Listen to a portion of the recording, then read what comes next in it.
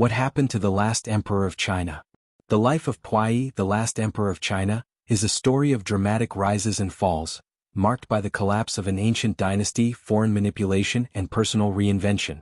Born in 1906, Puyi ascended to the throne as the Shentong emperor of the Qing dynasty at the age of just 2, only to abdicate 3 years later, in 1912, following the Xinhai Revolution that ended over 2,000 years of imperial rule in China.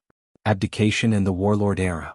After his abdication, Puyi lived in the Forbidden City under the terms of an agreement that allowed him to retain his imperial title and privileges. However, the rise of Republican China rendered him a figurehead with little power. By 1924, amidst political chaos and the rise of Chinese warlords, Puyi was expelled from the Forbidden City and sought refuge in the Japanese-controlled Tianjin Concession. The puppet emperor of Manchukuo. Puyi's life took a dramatic turn when Japan invaded Manchuria in 1931. The Japanese installed Puyi as the puppet ruler of Manchukuo, a nominally independent state under Japanese control. As the Kangde emperor, Puyi was a powerless figurehead, manipulated to legitimize Japan's occupation. During this period he struggled with feelings of isolation and disillusionment, as he realized he was merely a tool in Japan's imperial ambitions. Capture and re-education. With Japan's defeat in World War II in 1945, Puyi attempted to flee to Japan but was captured by Soviet forces and taken to the Soviet Union. In 1950 he was extradited to the newly established People's Republic of China, led by the Communist Party.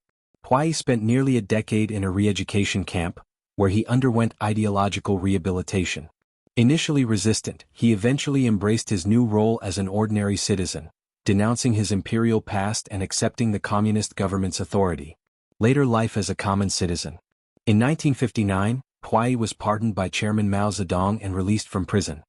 He began a new chapter of his life as a gardener in Beijing and later as a historian at the Chinese People's Political Consultative Conference. Stripped of his imperial trappings, Puyi lived a humble and relatively quiet life, often reflecting on his tumultuous journey. Puyi died of cancer in 1967 during the height of the Cultural Revolution. While his death marked the end of a life shaped by dramatic historical shifts, his story remains a powerful symbol of China's transition from imperial rule to modernity. Legacy. Puyi's life encapsulates the profound changes that China underwent in the 20th century. From emperor to prisoner, and finally to a citizen of a socialist state, his story is a poignant reflection of the end of imperial China and the sweeping transformations that followed.